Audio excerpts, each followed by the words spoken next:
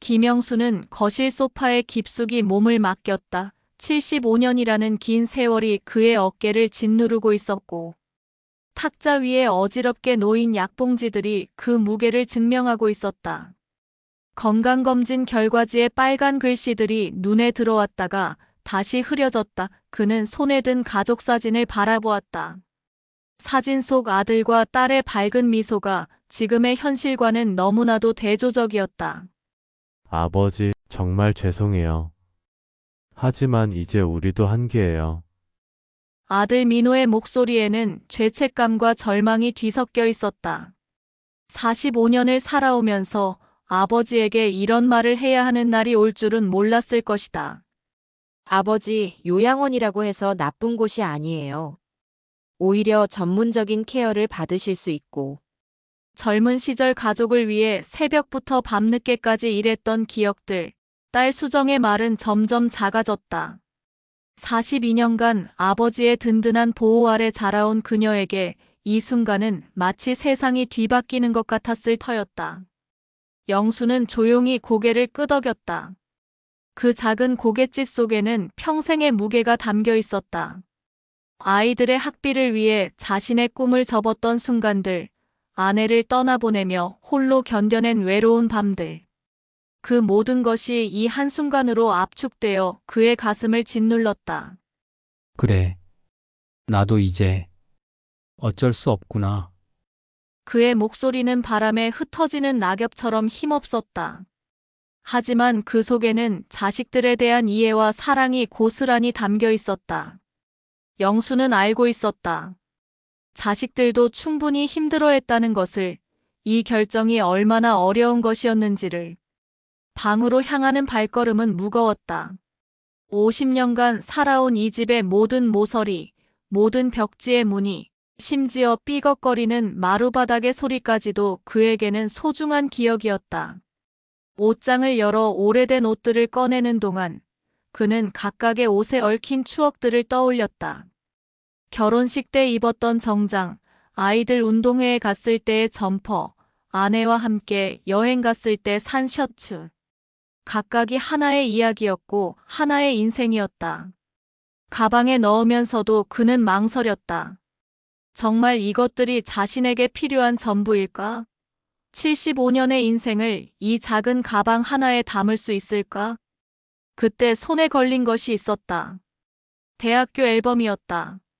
먼지가 수북이 쌓인 낡은 앨범을 펼치자 흑백 사진들이 그를 맞이했다. 그리고 그 중 한 장에서 그의 손이 멈췄다. 젊은 자신과 함께 환하게 웃고 있는 여학생. 박미순. 미순이, 그 이름을 부르는 순간 50년 전의 기억들이 물결처럼 밀려왔다. 캠퍼스의 봄날, 벚꽃이 흩날리는 도서관 앞에서 처음 만났던 그녀. 수줍게 미소 짓던 모습, 바람에 날리는 머리카락을 귀 뒤로 넘기던 작은 손짓, 함께 걷던 교정의 자갈길. 아버지, 이 사진들은 어떻게 해드릴까요? 수정의 목소리에 현실로 돌아온 영수는 조심스럽게 사진을 가방에 넣었다. 다 가져갈 거야. 이것들이 내가 살아온 증거니까. 택시는 도심의 익숙한 거리들을 지나갔다. 창밖으로 스쳐가는 풍경 하나하나가 영수에게는 추억의 파편들이었다. 처음 직장에 다니며 지나다녔던 길, 아이들과 손잡고 걸었던 공원, 아내와 데이트했던 카페가 있던 자리. 지금은 모두 달라져 있었지만 그의 기억 속에서는 여전히 생생했다. 택시기사가 룸미러로 영수를 보며 말했다. 어르신, 요양원 가시는 거죠? 제 아버지도 작년에 가셨는데 처음엔 힘들어 하시더니 나중에는 오히려 좋아하시더라고요. 친구들도 생기고. 그럴까요? 영수의 대답은 희망보다는 체념에 가까웠다. 하지만 그의 마음 한편에는 작은 기대감도 있었다. 어쩌면 정말로 새로운 시작일 수도 있지 않을까? 요양원은 생각보다 밝고 깔끔했다. 로비에서 그를 맞이한 간병인의 미소는 따뜻했다. 김영수 어르신이시죠? 환영해요. 걱정 많이 되시죠? 다들 그러세요. 하지만 금방 적응하실 거예요. 간병인의 안내로 둘러본 요양원은 영수의 예상보다 훨씬 좋았다. 넓은 정원에는 계절 꽃들이 피어 있었고 곳곳에 앉아 쉴 수 있는 벤치들이 놓여 있었다. 복도는 깨끗했고 직원들의 표정도 밝았다. 하지만 무엇보다 영수를 놀라게 한 것은 1인실 창문 너머로 보이는 풍경이었다. 정원의 벤치에 앉아 있는 노인들의 모습이 평온해 보였다. 어쩌면 정말 괜찮을 수도 있겠다는 생각이 들었다. 저녁 식사 시간이에요. 다른 분들과 인사도 나누시고, 혹시 입맛이 없으시면 억지로 드실 필요 없어요. 식당에는 이미 여러 어르신들이 앉아 계셨다. 영수는 구석 테이블에 혼자 앉았다. 낯선 환경, 낯선 사람들. 모든 것이 어색했다. 옆 테이블의 할머니가 친근하게 인사를 건넸지만 영수는 고개만 살짝 숙여 응답했다. 아직은 누군가와 친해질 마음의 준비가 되어 있지 않았다. 첫날 밤 영수는 좀처럼 잠들 수 없었다. 천장을 바라보며 그는 생각했다. 이제 정말로 새로운 인생이 시작되는 걸까? 75세의 말이야. 창밖으로 달빛이 비쳤다. 집에서 보던 달과 같은 달이었지만 왜인지 더 외로워 보였다. 가방에서 미선과의 사진을 꺼내 보았다. 50년 전 그 봄날, 그들은 영원할 것만 같았다. 하지만 현실은 그들을 다른 길로 이끌었다. 영수는 회사에 취직했고 미선은 다른 도시로 이사를 갔다. 그리고 각자 다른 사람과 결혼을 했다. 연락은 자연스럽게 끊어졌고 시간이 흘러 그녀는 아련한 기억 속의 사람이 되었다. 미순아, 너는 지금 어떻게 지내고 있을까? 손자들한테 둘러싸여 행복하겠지? 그의 독백은 깊은 밤 공기 속으로 스며들었다. 사흘이 지났다. 영수는 요양원의 규칙적인 생활에 조금씩 적응해가고 있었다. 아침 7시 기상, 8시 아침 식사, 9시 산책, 11시 프로그램 참여, 12시 점심 식사. 모든 것이 정해져 있었지만 오히려 그것이 마음을 편하게 했다. 더 이상 무엇을 해야 할지, 어떻게 하루를 보내야 할지 고민할 필요가 없었다. 그날 오전 영수는 정원의 벤치에 앉아 있었다. 따뜻한 햇살이 얼굴을 어루만졌다. 집에 있을 때는 느끼지 못했던 여유로움이었다. 그때 멀리서 한 여인이 천천히 걸어오는 것이 보였다. 흰 머리카락이 햇살의 은빛으로 반짝였고 얇은 체구에도 불구하고 걸음걸이에는 우아함이 있었다. 영수는 왠지 모를 익숙함을 느꼈다. 여인이 가까이 올수록 그의 심장은 더 빨리 뛰었다. 설마, 아니야. 그럴 리가. 하지만 여인은 영수를 인식하지 못한 채 그냥 지나쳐갔다. 영수는 실망감과 안도감을 동시에 느꼈다. 실망감은 혹시나 하는 기대 때문이었고, 안도감은 그 기대가 빗나간 것에 대한 것이었다. 점심시간 식당에서 영수는 믿을 수 없는 광경을 목격했다. 간병인과 함께 들어온 그 여인을 보는 순간 영수의 손에서 숟가락이 떨어졌다. 박미순 어르신 여기 앉으세요. 간병인의 목소리가 들렸다. 박미순. 그 이름이 영수의 귓가에서 메아리 쳤다. 50년 만에 듣는 그 이름. 정말로 미순이었다. 영수는 떨리는 마음으로 그녀를 바라보았다. 세월의 흔적은 있었지만 여전히 그녀였다. 그 맑은 눈빛, 그 우아한 손놀림. 모든 것이 기억 속의 그녀와 일치했다. 하지만 미선은 영수를 바라보면서도 아무런 반응을 보이지 않았다. 마치 처음 보는 사람을 보는 것처럼. 식사 후 복도에서 마주친 두 사람. 영수는 용기를 내어 말을 걸었다. 실례합니다. 혹시 네? 누구시죠? 미순의 반응은 차갑지도 따뜻하지도 않았다. 그냥 낯선 사람에게 보이는 예의 정도였다. 영수의 가슴은 철렁 내려앉았다. 50년이라는 세월이 모든 것을 지워버린 것일까? 아, 죄송합니다. 다른 분인 줄. 영수가 돌아서려는 순간 미선이 갑자기 멈췄다. 잠깐만요. 목소리가 어디서 들어본 것 같은데. 그 순간 영수의 마음에 한 줄기 희망이 스며들었다. 미순이, 나야. 영수야. 김영수. 영수의 목소리는 떨렸다. 50년 만에 그녀의 이름을 부르는 것, 자신의 이름을 말하는 것, 모든 것이 꿈만 같았다. 미순의 눈이 천천히 커졌다. 무언가 기억의 실마리를 찾으려고 애쓰는 듯했다. 그리고 마침내 영수. 영수 씨 정말 영수 씨예요? 그 순간 50년의 시간이 한순간에 무너졌다. 두 사람은 서로를 바라보며 말을 잃었다.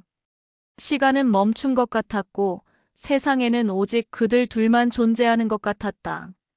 정원의 벤치에 나란히 앉은 두 사람. 잠시 침묵이 흘렀다.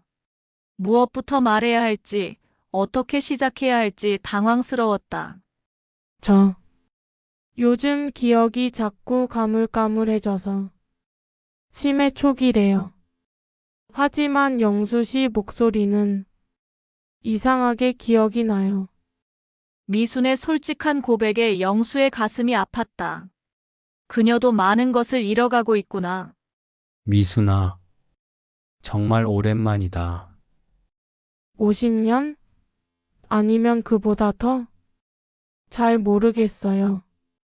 시간이 참 빨라요. 어제 같은데 벌써 이렇게 늙었네요. 영수는 그녀의 솔직함에 마음이 따뜻해졌다. 변한 것도 많았지만 변하지 않은 것도 있었다.